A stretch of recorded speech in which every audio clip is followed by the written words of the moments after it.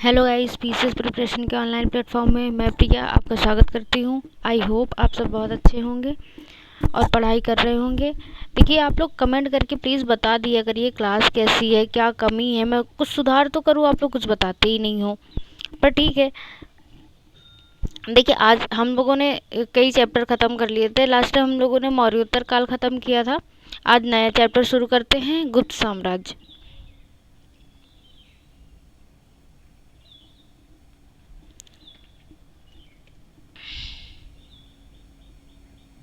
गुप्त साम्राज्य है ना, ये नया चैप्टर है।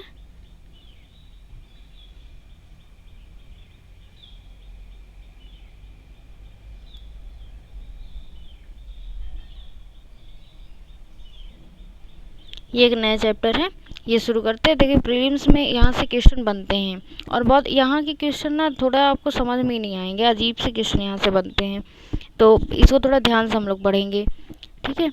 तो देखिए, चलिए शुरू करते हैं। इसमें पहला क्वेश्चन देखते क्या कह रहा है।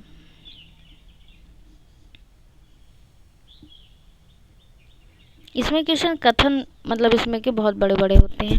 देखिए, कह रहा है कि इलाहाबाद प्रशस्ति के बारे में निम्नलिखित में से कौन सा कथन सही है, ठीक है। तो देखिए, लिखा है, यह गुप्त साम्राज्य को विविध राजनीतिक संबंधों के एक जटिल जाल के अधिकेंद्र के रूप में स्पष्टतः प्रस्तुत करता है। पहला ऑप्शन कह रहा है, पूछ रहा है सही है, ठीक है। पहला ऑप्शन ये कह रहा है। दूसरा कह रहा है, इसकी पंक्ति 15 कोटा परिवार के एक राजा को बंदी बनाने को निर्दिष्ट करती है। तीसरा कह रहा है, इसकी पंक्ति 23 आर्यावर्त के बहुत से राजाओं का समुद्रगुप्त द्वारा हिंसापूर्वक विनाश किए जाने को निर्दिष्ट करती है।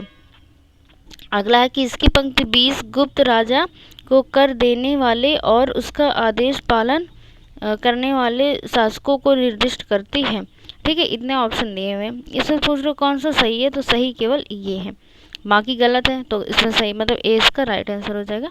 बाकी गलत है तो फिर उनका सही वाला कथन क्या होगा, ये देख लेते हैं। देखिए, लिखा हुआ है, कह रहा है कि इसकी पंक्ति 15 मतलब जो दिया हुआ था सेकंड ऑप्शन कि इसकी पंक्ति 15 कोटा परिवार के एक राजा को बंदी बनाने को निर्दिष्ट करती है। तो देखिए, गलत है।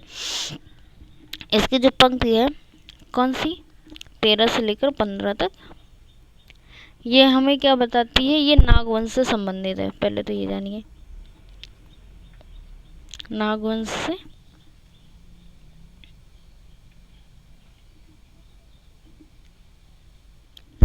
संबंधित है।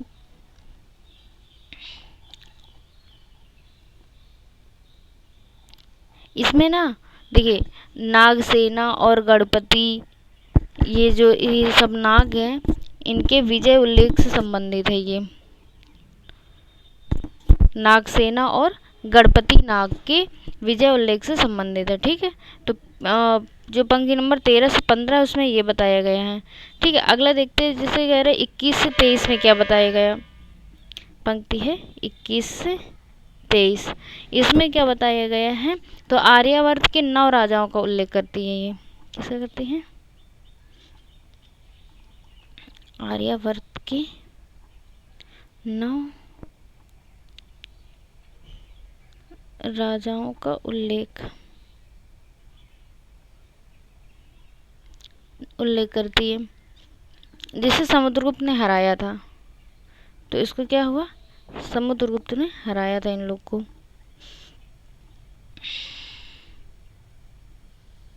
तो उसी चीज़ का उल्लेख करती है किसमें, पंक्ति नंबर 21 से लेकर 23 तक। देखिए, फिर आती है एक पंक्ति और आती है, पंक्ति नंबर 19 से 20। इसका संबंध किस चीज़ से है, तो समुद्रगुप्त का एक अभियान था, समुद्रगुप्त का दक्कन अभियान था।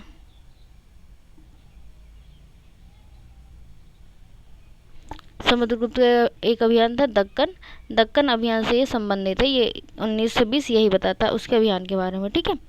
चलिए देखते हैं, अगला क्वेश्चन देख लेते हैं।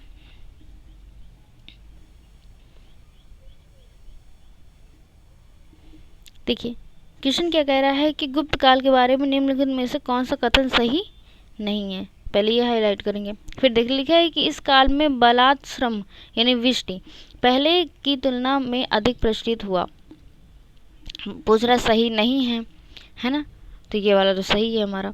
दूसरा कह रहा है विष्णु पुराण के एक उद्धरण में निर्दिष्ट है कि प्रयाग तक गंगा से लगे सभी भूभागों पर गुप्त वंश का आधिपत्य था, ये वाला भी सही है। तीसरा कह रहा है कि महरौली शिलालेख यह इंगित करता है कि चंद्रगुप्त बंगाल में शत्रुओं के राज संघ के विरुद्ध लड़ा था और उसके पंजाब में भी एक अभियान का नेतृत्व किया था, ये वाला भी सही है। तो फिर लास्ट वाला कहता है सौराष्ट्र गुप्त साम्राज्य का हिस्सा नहीं था, तो ये वाला हमारा गलत हो जाएगा। तो इसमें डी इसका राइट आंसर हो जाएगा। ठीक है, अगला क्वेश्चन देख लेते हैं।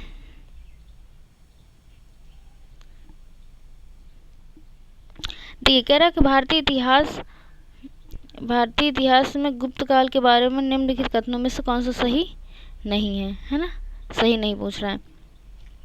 लिखा है कि संस्कृत भाषा एवं साहित्य सदियों के विकास के पश्चात शाही संरक्षण के माध्यम से वहां पहुंचा, जिसे शास्त्रीय प्रकर्ष के एक स्तर के रूप में वर्णित किया गया है। ठीक है, पहला ऑप्शन है ये हमारा सही है। दूसरा कह रहे हैं महिलाओं की स्थिति को पुनः परिभाषित किया गया, वे औपचारिक शिक्षा की हकदार थी और इसी कारण से उस काल में महिलाएं शिक्षक, दार्शनिक एवं डॉक्टर थी। समय पूर्व विवाह कानून द्वारा निषेध तथा उन्हें संपत्ति का अधिकार था। देखिए ये गलत है, महिलाओं का इस हद तक विकास उस समय बिल्कुल नहीं था, ये वाला गलत है। फिर अगला कह रहा है कि पुजारियों एवं मंदिरों को प्रशासनिक एवं वित्तीय निरापदाताओं के साथ साथ भूमि तथा गांवों के बढ़ते हुए अधिक यानी अनुदान दिए जाने से प्रशासनिक सत्ता का विकेंद्रीकरण प्रभावित था, ये वाला भी सही है। फिर अगला कह रहा है कि भूमि अनुदानों ने भारत के कृषि दासता के उद्भव का तथा सामंती विकास का रास्ता खोला, जिसके परिणाम स्वरूप कृषक वर्ग में निराशा हुई। देखिए ये वाला भी हमारा सही है। तो इसमें गलत कौन सा पूछा, कौन सा गलत है, तो हमारा बी नंबर गलत हो जाता है। ठीक है, तो बी इसका राइट आंसर हो जाएगा। अगला क्वेश्चन देख लेते हैं। देखिए मैं एक पॉइंट तो बताई ही नहीं,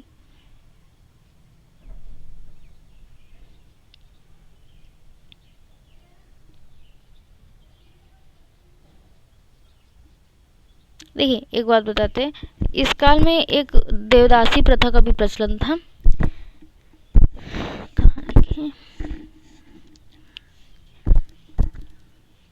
इस काल में किसका प्रचलन था,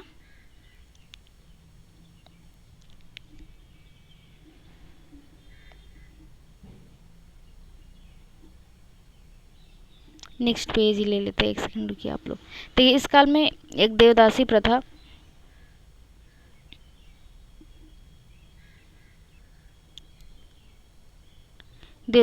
का प्रचलन था।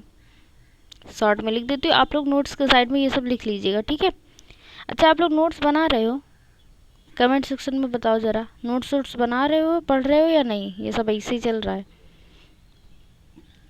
ठीक है, और देखिए कालिदास की एक जो बुक है मेघदूत, उसमें इसका उल्लेख मिलता है, ये देवदासी प्रथा का प्रचलन था, इसका उल्लेख कहाँ मिलता है, तो मेघदूत में।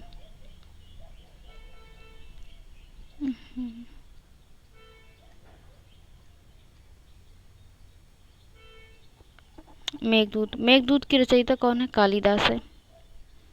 कालिदास आप लोग समझ लीजिएगा, केएल लिख दिया मैंने। उसके बाद स्त्री शिक्षा का प्रचलन था। देखिए यहाँ पर एक स्त्री शिक्षा का प्रचलन था, स्त्री शिक्षा का प्रचलन तो था इस समय पर। ठीक है, और एक अमरकोश नाम की बुक थी, अमरकोश,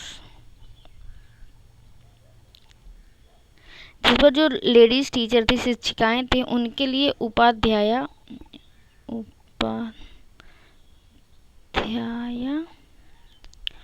और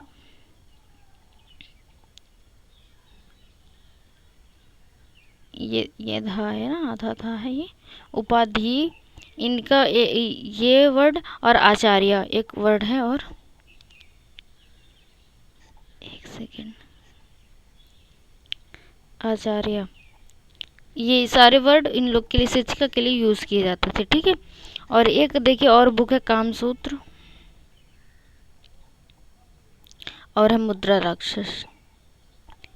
ये मुद्रा राक्षस तो आप लोगों ने इंटर में अच्छे से पढ़ा होगा और पहले से इसका नाम सुनाई पड़ने लगता है ना। तो इन लोग के अच्छा रचयिता आप लोग बताइएगा, कामसूत्र और मुद्रा राक्षस, इसके रचयिता कौन है, कमेंट सेक्शन में बताइएगा। इन बुक में ना वेश्याओं का वर्णन मिलता है।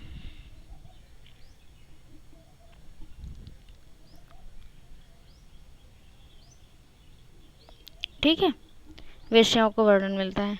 अब चलिए अगला क्वेश्चन देख लेते हैं। लिखा हुआ कि नालंदा विश्वविद्यालय की स्थापना किस गुप्त शासक द्वारा की गई थी।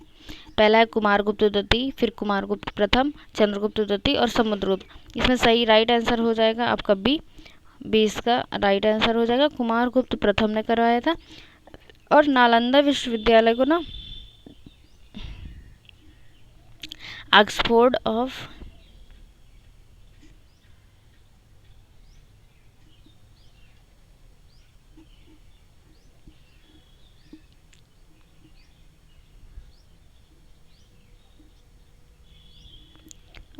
महायान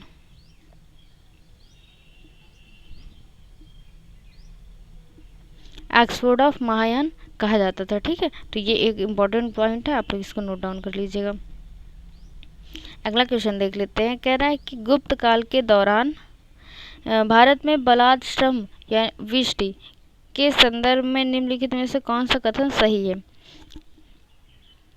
कौन सा कथन सही है ये पूछ रहा है। ठीक है, लिखा हुआ है कि इस एक सेकेंड,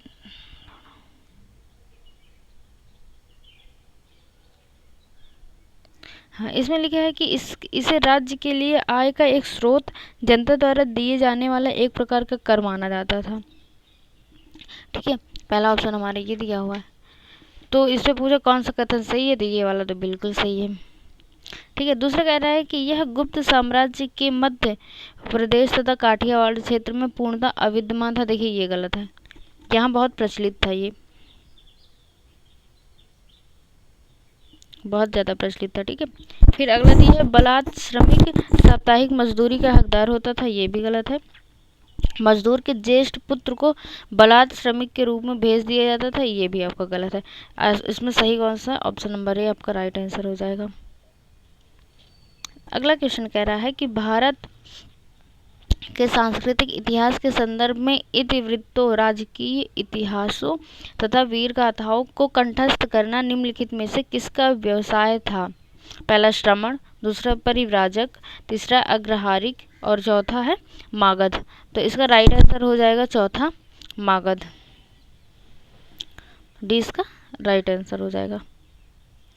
अगला क्वेश्चन देख लेते हैं। कह रहा है कि प्राचीन भारत में देश की अर्थव्यवस्था में अत्यंत महत्वपूर्ण भूमिका निभाने वाली श्रेणी संगठन के संदर्भ में निम्नलिखित में से कौन सा कथन सही है। पहला, प्रत्येक श्रेणी राज्य के एक केंद्रीय प्रशिक्षण के साथ पंजीकृत होती थी और प्रशासनिक स्तर पर राजा उनका प्रमुख होता था। ठीक है, दूसरा कह रहा है श्रेणी ही वेतन, काम करने के नियमों, मानकों और कीमतों को सुनिश्चित करती थी। तीसरा कि श्रेणी का अपने सदस्यों पर न्यायिक अधिकार होता था। तो ठीक है, तो देखिए पहला तो इसमें गलत है। ठीक है, दूसरा वाला सही है और तीसरा वाला सही है। तो कौन सा सही हो जाएगा, ऑप्शन नंबर सी सही हो जाएगा। दूसरा तीसरा दोनों सही है, पहला वाला हमारा गलत हो जाता है। ठीक है, अगला क्वेश्चन देख लेते हैं। अगला क्वेश्चन कह रहा है गुप्त साम्राज्य के उद्भव के संदर्भ में निम्नलिखित कथनों में कौन सा कथन सही नहीं है। पहला है कि उन्होंने अपना राज्य कुषाण राज्य के अवशेषों पर स्थापित किया। ये वाला तो हमारा सही है। फिर कह रहा है कि इस काल में उत्तर प्रदेश अधिक महत्व वाला क्षेत्र था। ये भी सही है। गुप्त काल में जीन, लगान और जूतों का आविष्कार हुआ। देखिए ये हमारा गलत हो जाता है। और यही वाला पूछ रहा कौन सा सही नहीं है। सही नहीं है ना, तो यही वाला मतलब आंसर के हिसाब से पूछ रहा सही नहीं है, तो ये वाला सही हो जाता है। ठीक है, चौथा है कि इस काल में घुड़सवारों की भूमिका प्रमुख हो गई थी। ये वाला भी हमारा सही है, लेकिन पूछ रहा है सही नहीं है, तो option number C right answer हो जाएगा। ठीक है, देखिए जो इसमें बोला ना गुप्त शासकों में जीन लगाम, तो देखिए जीन लिख देते हैं, जीन है, जीन है, लगान है, बटन वाले कोट,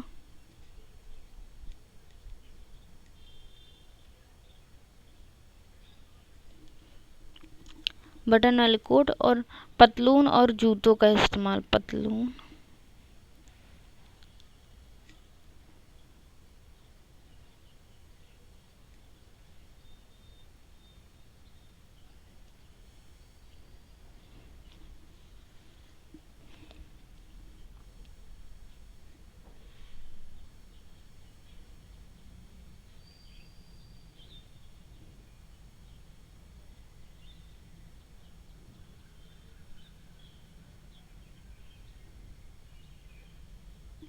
ये जो इस्तेमाल है ये कहाँ से सीखा गया था, ये एक इम्पॉर्टेंट पॉइंट है। तो ये कुषाणों से सीखा गया था, ये आप लोग नोट डाउन कर लीजिएगा।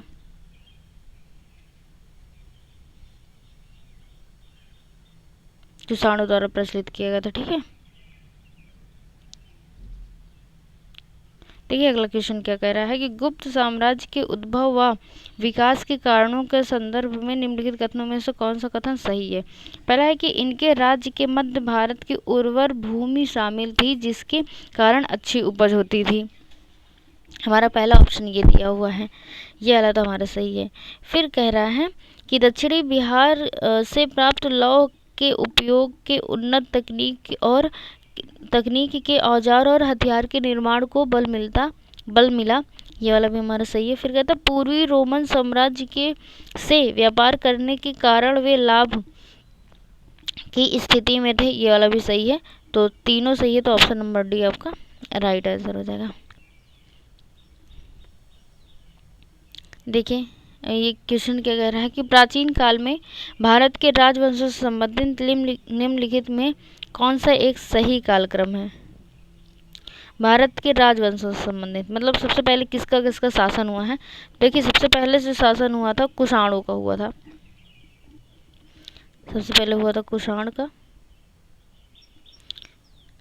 उसके बाद जो हुआ था वो हुआ था मुरुंड का, उसके बाद गुप्त और उसके बाद मौखरी।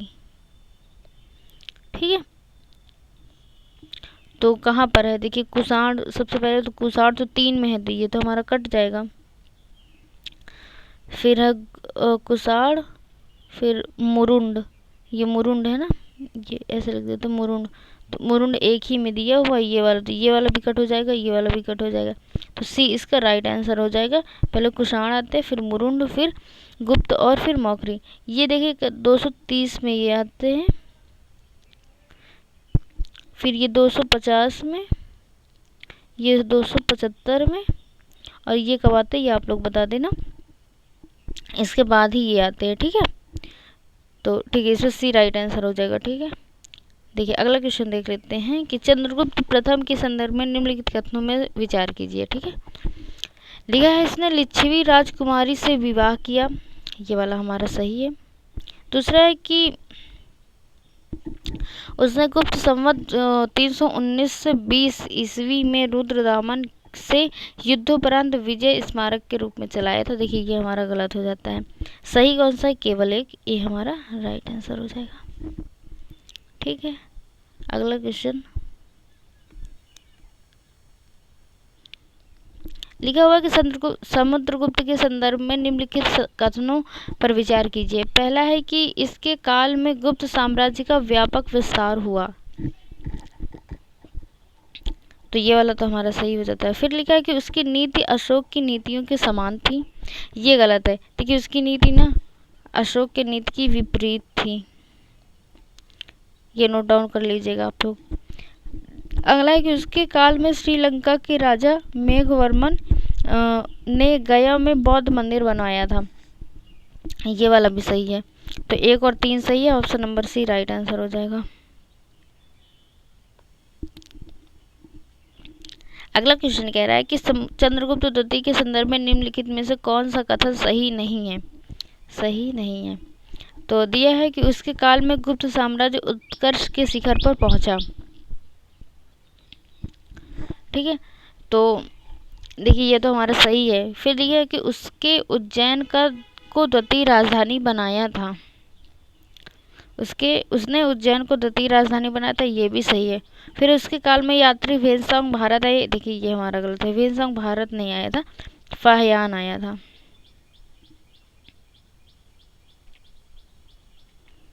फाहियान भारत आया था, जो कि चीनी यात्री था।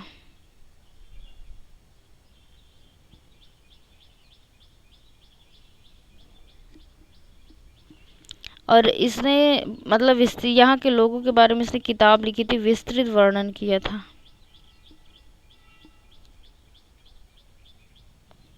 ठीक है, देखिए लास्ट में कह रहा है विक्रमादित्य इसकी उपाधि थी, ये वाला भी हमारा सही है। इससे दूसरा कौन सा सही नहीं है, तो सी इसका राइट आंसर हो जाएगा। अगला क्वेश्चन कह रहा है कि गुप्त शासकों के संदर्भ में निम्नलिखित कथनों पर विचार कीजिए। यह इलाहाबाद का प्रशंसात्मक अभिलेख स्कंदगुप्त की विजयों का वर्णन करता है। ठीक है, और ये वाला देखिए हमारा ये तो गलत है। फिर पूछ रहा है, कह रहा है कि दिल्ली के कुतुब मीनार के पास खड़े एक लौह स्तंभ पर खुदे अभिलेख में चंद्रगुप्त द्वितीय का कीर्ति वर्णन किया गया है, ये वाला हमारा सही है। तो ऑप्शन नंबर बी हमारा राइट आंसर हो जाएगा। अगला क्वेश्चन कह रहा है कि गुप्त साम्राज्य के पतन के संदर्भ में निम्नलिखित कथनों में से कौन सा कथन सही है। पहला कि स्कंदगुप्त के बाद कमजोर उत्तराधिकारी, हूणों का आक्रमण, सामंतों का विद्रोह। ठीक है, तो गुप्त साम्राज्य के पतन के संदर्भ में ये तीनों कथन सही है। ठीक है, स्कंदगुप्त के बाद कमजोर उत्तराधिकारी, हूणों का आक्रमण और सामंतों का विद्रोह, तीनों। तो डी इसका राइट आंसर हो जाएगा।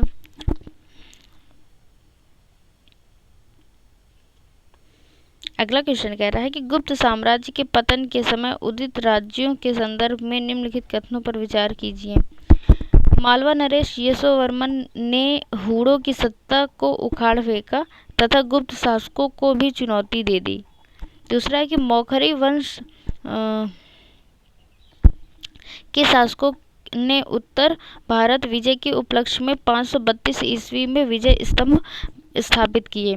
ठीक है, तो देखिए इसमें कौन सा कथन सही है, तो पहला वाला तो हमारा एकदम सही हो जाता है, दूसरा वाला हमारा गलत है। ठीक है, तो ए इसका राइट आंसर हो जाएगा। अगला क्वेश्चन देख लेते हैं। गुप्त काल में प्रशासन पद्धति के संदर्भ में निम्नलिखित कथनों पर विचार कीजिए। ठीक है, गुप्त राजाओं ने परमेश्वर और परम भट्टारक जैसी उपाधियां धारण की, सही बात है। दूसरा कि राज्यपद ज्येष्ठाधिकार की प्रथा पर कायम था, ये हमारा गलत हो जाता है। फिर दिया है कि इस काल में सिक्कों पर लक्ष्मी का चित्र अंकित है, ये वाला भी हमारा सही है। तो कौन सा सही हो जाएगा, ऑप्शन नंबर सी, 1 और 3 दोनों। अगला क्वेश्चन है कि गुप्त काल की कर प्रणाली के संदर्भ में निम्नलिखित कथनों पर विचार कीजिए। इस काल में भूमि संबंधी करों की संख्या में वृद्धि हुई, ये हमारा पहला ऑप्शन है। तो ये एकदम सही है, सही पूछ रहा है, ये वाला एकदम सही। दूसरा, राज्य कर के रूप में चौथे से छठा भाग लेते थे, ये वाला भी हमारा सही है। तो सी नंबर इसका राइट आंसर हो जाएगा। अगला क्वेश्चन देख लेते हैं। कह रहा है कि निम्नलिखित में किसको विष्टि कहा जाता था। कर, बेगार, जिला, जाति। बेगार को कहते हैं, है ना। अभी कल ही एक क्वेश्चन पढ़ाया था ना, बेगार करके था कुछ, एक क्वेश्चन कल पढ़ाया था, ये विष्टि से संबंधित है। उसमें बेगार ही, जो भूमि बेगार करने वाला कुछ ऐसा ही था, तो वो पढ़ाया था मैंने। 20 का राइट आंसर हो जाएगा। आज का आखिरी क्वेश्चन देख लेते हैं। लिखा हुआ कि गुप्त काल में राज्य के वर्गीकरण के संदर्भ में निम्नलिखित में कौन सा बढ़ते हुए अनुक्रम में है। बढ़ते हुए अनुक्रम में है, तो देखिए सबसे पहले तो आता है ग्राम, सबसे पहले आता है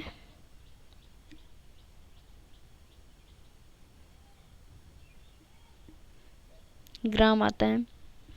उसके बाद आता है विधियाँ,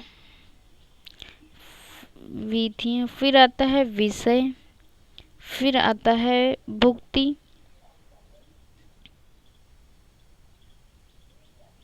फिर आता है राज्य। अब आप देख लो ये कहाँ पर है। पहला ग्राम, अच्छा देखिए ग्राम वाला एक ही है तो ऑप्शन नंबर 20 का राइट आंसर हो जाएगा। ये वाला तो पहले ही गलत हो जाएंगे। अगर आपको एक भी पता था ना तो फिर आप ये कर ले जाओगे। तो पहले ग्राम आता है, फिर विधियाँ आता है, विषय आता है, भुक्ति आता है और राज्य आता है। ठीक है, तो 20 का राइट आंसर हो जाएगा।